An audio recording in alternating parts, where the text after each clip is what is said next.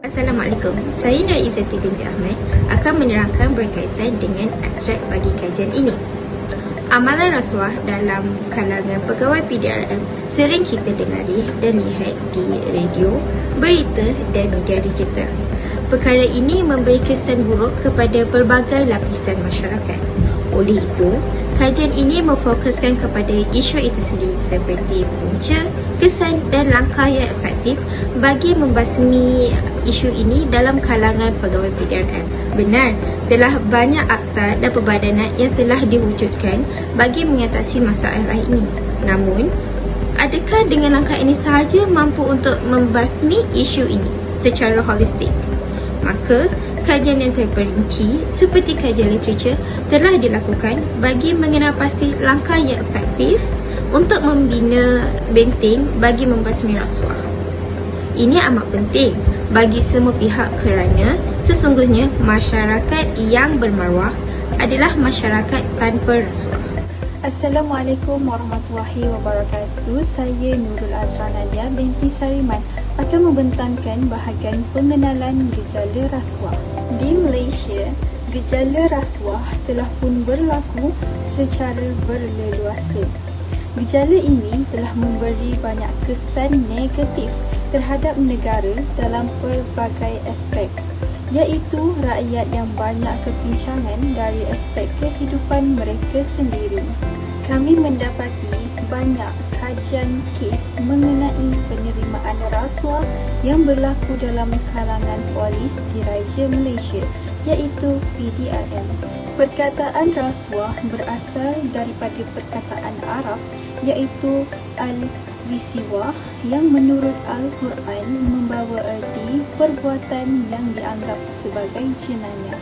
Menurut Akta Suruhan Pencegahan Rasuah Malaysia SPRM 2009 pula, rasuah didefinisikan sebagai yang pertama, menerima suapan, yang kedua, memberi dan menerima suapan oleh ejen, yang ketiga, memperdayakan prinsipal oleh ejen, yang keempat, penyuguhan pegawai badan awam, yang kelima atau yang terakhir adalah penyuguhan pegawai awam asing. Selamat sejahtera, nama saya Suhaim. Entry number is DI210074. Hari ini saya akan membentangkan pernyataan masalah. Pernyataan masalah di negara kita berlaku kes selajak rasuah di kalangan anggota polis. Pada masa kini, kerajaan mengambil inisiatif untuk membentang masalah tersebut dengan memperkasan perayaan undang-undang dan PPR bagi menjelat dari semakin berleluasa. Urus setia KPN juga penting sebagai penghubung kepada semua jambatan PDRM untuk sebarang maklumat dan statistik bagi memastikan pelaksanaan inisiatif pencegahan rasuah NKRM mencapai objektifnya. Di samping itu, PPRM terlibat memastikan pasti negatif rasuah dalam agensi pengawasan dikulangan. Oleh itu, kajian ini ingat mengkaji kesan alamat rasuah terhadap komunikasi sejaga. Seterusnya, kajian ini juga menggalakkan pengawasan undang-undang rasuah dalam meningkatkan pendedahan maklumat. Tujuan kajian ini dijalankan adalah seperti yang di bawah. Pertama, menganalisis punca berlaku rasuah dalam kalangan pegawai polis dirajaan Malaysia. Kedua, menghuraikan kesan amalan rasuah terhadap komuniti sejaga. Ketiga, merumuskan langkah yang diaktif bagi membentuk isu rasuah dalam kalangan pegawai polis dirajaan Malaysia. Okey, part saya ialah tujuan kajian. Okey, tujuan pertama, menganalisis punca berlakunya rasuah dalam kalangan pegawai polis diraja Malaysia, iaitu PDRM. Okey, mengerusi Biro Pekerjaan PKR Datuk Abdullah Sani Abdul Hamid menjelaskan dengan 10,000 anggota polis dilaporkan memperolehi gaji kerja menjadi pendorong utama kepada pelibatan mereka dalam jejak rasuah dan penipuan. Gaji anggota polis diraja Malaysia menjadi semakin rendah di mana mereka hanya menerima gaji per se tidak sampai 40% daripada gaji kasar. Pengawal dan anggota berkhidmat dengan agensi penguat kuasa antara paling berisiko terdedah amalan rasuah dan salah guna kuasa. Sepan tahun bukan setiket ditahan dan ditawar atas kesalahan itu yang mencalar integriti peribadi dan pasukan selain merosakkan sistem perundangan negara. Tujuan kedua ialah menguraikan kesan amaran rasuah terhadap komuniti sejagat. Rasuah merupakan musuh besar kepada ekonomi sesebuah negara. Dari kerajaan purba hingga moden, hampir semua ketamatunan pernah berhadapan masalah rasuah. Rasuah menyebabkan wujudnya situasi monopoli atau oligopoli dalam ekonomi. Dengan kuasa monopoli, persaingan harga atau kualiti tidak lagi wujud. Pengguna akhirnya terkesan kerana terpaksa membayar lebih untuk kualiti yang rendah. Selain itu, dalam ekonomi yang korup, syarikat yang tidak layak boleh menang tenta projek melalui rasuah, menyebabkan perbelanjaan berlebihan disalurkan dalam projek yang rendah piawai atau gagal. Ini merugikan negara kerana sumber yang sama sepatutnya boleh disalurkan kepada projek yang lebih baik dan membantu rakyat. Untuk tujuan 3, merumuskan langkah yang efektif bagi membendung isu rasuah dalam kalangan pengawal polis diraja Malaysia. Jabatan Integriti dan Pematuhan Standard iaitu JIPS dan Polis Diraja Malaysia iaitu PDRM melaksanakan ujian integriti bagi menguji nilai tahap integriti atau pematuhan pengawal dan anggota polis yang bertugas di lapangan, khususnya melibatkan penugasan hotspot bagi mengegang jejara rasuah. Ujian integriti merupakan pemerhatian, pemantauan dan penyamaran yang melibatkan anggota serta pengawal polis menyamar sebagai orang awam. JIPS juga memperkasakan sistem kawalan disiplin dan tadak SKDD yang diperkenalkan sejak 1979. SKDD merupakan satu instrumen pengawalan dan penyelesaian yang sistematik untuk memantau gaya hidup, pemilikan harta dan kegiatan negatif termasuk penyalahgunaan tadak, rasuah, judi, maksiat serta perang pelanggaran tata kelakuan lain. Usaha ini bagi memastikan konsep hukuman ke atas kebertanggungjawaban penyalia atau ketua dipraktikkan secara tegas agar semua arahan dikeluarkan dipatuhi anak buah masing-masing. Ini saja Pak saya. Salam sejahtera kepada semua. Saya, Joyce Ina Anak Jos, akan membincangkan berkenaan dengan kes rasuah yang telah terjadi di Malaysia selama 5 tahun, iaitu pada tahun 2018 hingga 2022. Seperti yang kita lihat di dalam slide tersebut, terdapat sejumlah kes sebanyak 4,732 kes yang telah berlaku pada tahun 2018 hingga 2022 yang melibatkan penjawat awam dan juga kes-kes awam lain seperti daripada pihak swasta dan sebagainya. Namun pada hari ini kita ingin mengecilkan lagi skop dan melihat kepada kes rasuah yang terjadi dalam kalangan anggota PDRM, iaitu Polis Diraja Malaysia. Apabila merujuk kepada statistik rasuah dalam kalangan penjawat awam, terdapat 3 jenis pengurusan dalam kalangan penjawat awam yang ingin dikemukakan pada hari ini, iaitu pengurusan tertinggi, pengurusan dan profesional serta sokongan. Dan anggota PDRM atau Polis Diraja Malaysia merupakan anggota yang terlibat dalam pengurusan dan profesional, dan seperti yang kita lihat di dalam statistik ini, mereka merupakan penyumbang kedua tertinggi dalam statistik kes-kes rasuah yang telah berlaku selama 5 tahun. Perkara ini dilihat sebagai membimbangkan kerana mereka sebenarnya merupakan pihak yang bertanggungjawab dalam undang-undang. Jadi, mengapakah mereka melakukan hal sedemikian? Walhal sebenarnya mereka merupakan contoh kepada rakyat untuk mematuhi undang-undang itu sendiri. Maka hal ini dilihatkan sebagai membimbangkan. Oleh itu, disebabkan PDRM telah menyumbang kepada kes rasuah, maka signifikan kita pada hari ini, signifikan kajian ini adalah untuk meneliti semula kes rasuah yang melibatkan anggota tersebut dan juga mengenal pasti faktor mengapa mereka melakukan kes rasuah. Yang kedua pula, untuk menyatakan kesan negatif gejala rasuah yang berlaku di Malaysia yang melibatkan anggota PDRM serta memberikan cadangan penambahbaikan kepada bagaimanakah caranya untuk mengurangkan kes rasuah yang berlaku dalam golongan ini. Dan ketiga pula, tujuan kajian ataupun signifikan kajian ini adalah untuk meningkatkan lagi tahap kesadaran masyarakat berkenaan dengan betapa seriusnya isu rasuah yang berlaku dalam kalangan PDRM. Itu saja dari pihak saya. Assalamualaikum. Nama saya Nurul Aisyah Mu'afazah Ansar dan saya akan menyatakan bahagian sorotan literatur. Artikel yang pertama adalah rasuah dan integriti dalam pentadbiran awam di Malaysia. Artikel ini berkenaan tentang kajian yang lepas untuk mengenal pasti risiko dan faktor rasuah yang membabitkan pentadbiran awam. Mereka mengatakan bahawa isu rasuah dan kelemahan integriti yang membabitkan perkhidmatan awam di Malaysia merupakan aspek penting yang perlu diberikan perhatian yang penuh. Ini kerana pengamalan rasuah di dalam pentadbiran kerajaan mampu menyebabkan kegagalan dalam sistem penyampaian dan seterusnya melumpuhkan fungsi perjalanan sesebuah organisasi.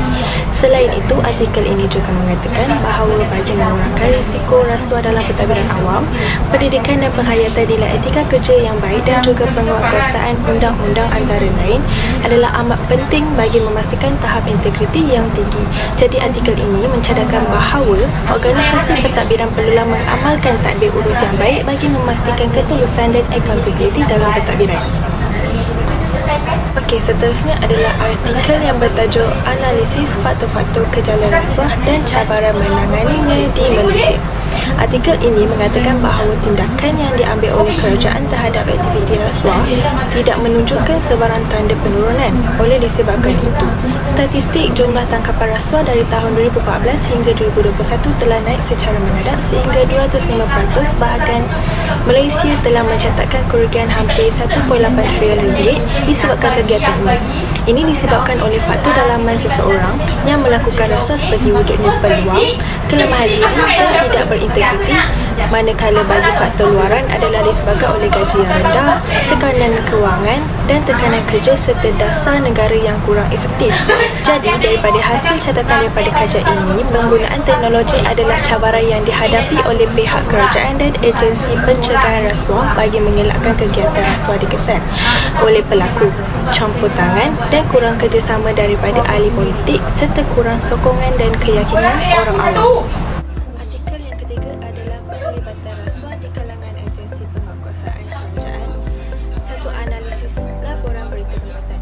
Artikel ini mengenai analisis terhadap agensi kerajaan yang terlibat dengan penahanan, penangkapan, pendakwaan dan sabitan kes rasuah di kalangan anggota di sepanjang tahun 2017 dan 2018. Menurut Kamus Dewan edisi keempat, rasuah didefinisikan sebagai pemberian untuk memperosoh, iaitu menyuap, manakala bagi Black Law Dictionary, rasuah dimasukkan sebagai sebuah kelakuan yang mempunyai niat untuk memberikan faedah yang berlawanan dengan kewajipan rasmi dan milik orang lain demi mendapatkan keuntungan bersama, sama ada secara peribadi atau untuk orang lain.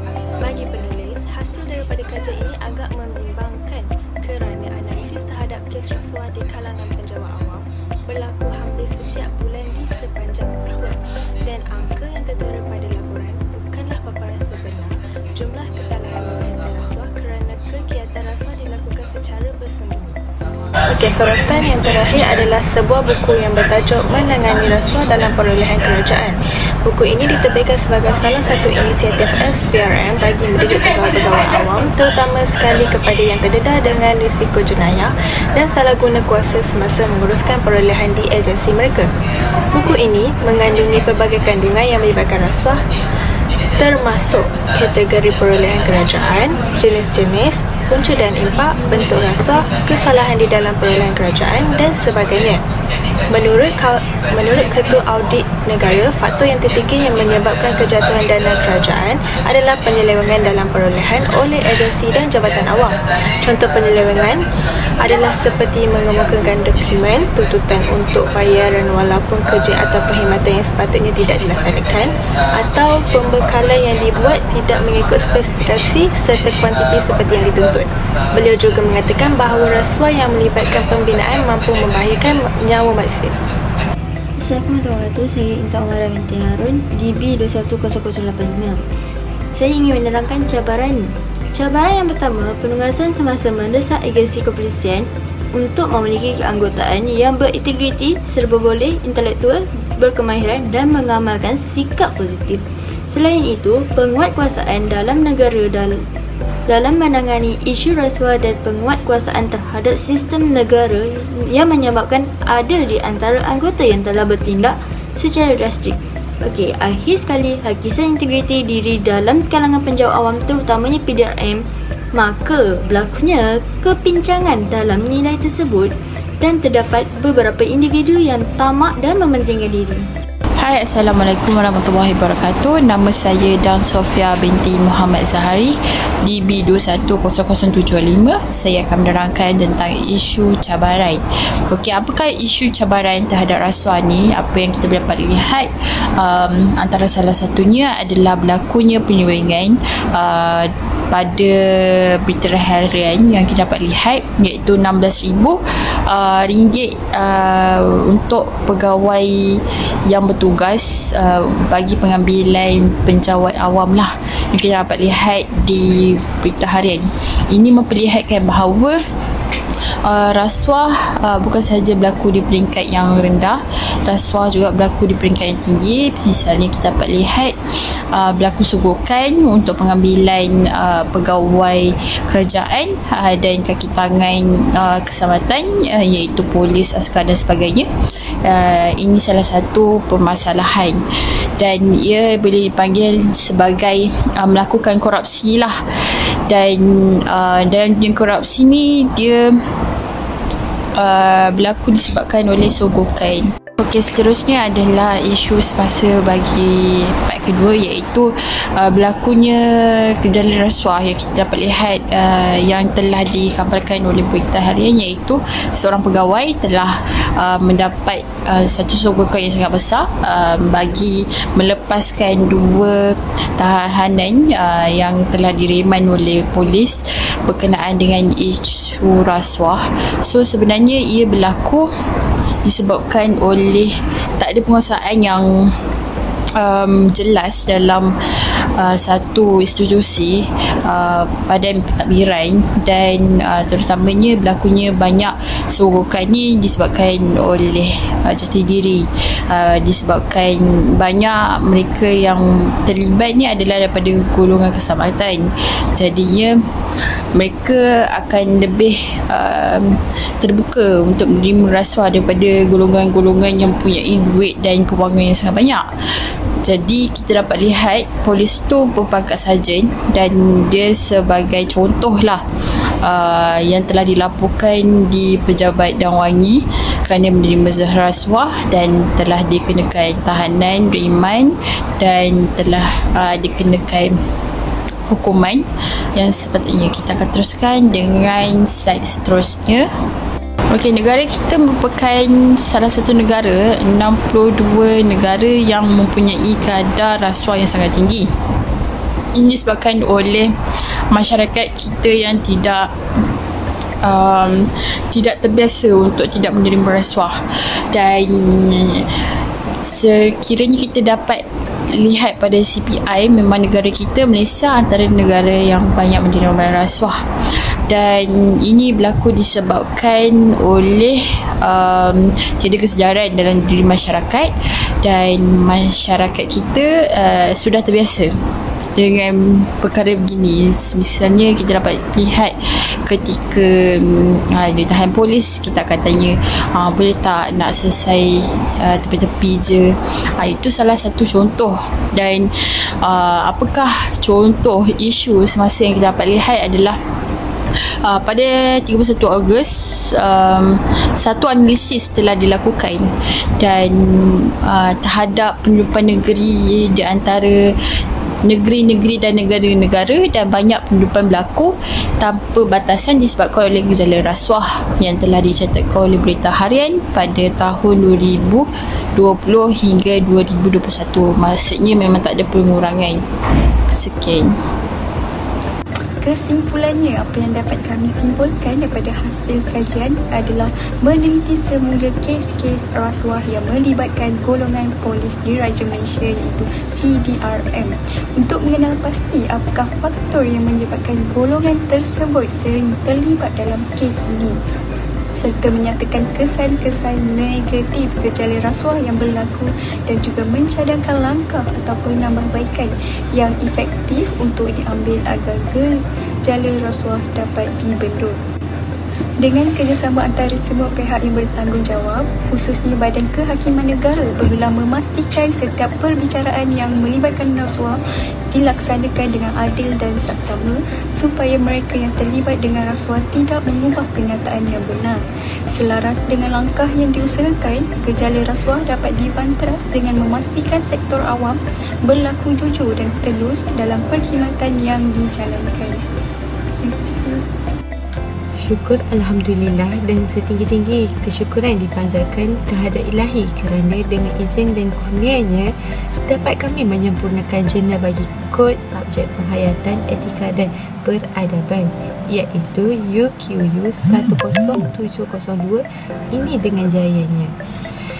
Dengan kesempatan yang ada ini, kami berbesar hati untuk menghadirkan jutaan terima kasih kepada Dr. Harliana binti Halim selaku pensyarah penghayatan etika dan peradaban kerana telah meletakkan sepenuh kepercayaan beliau kepada kami untuk melunaskan tugasan yang diberikan.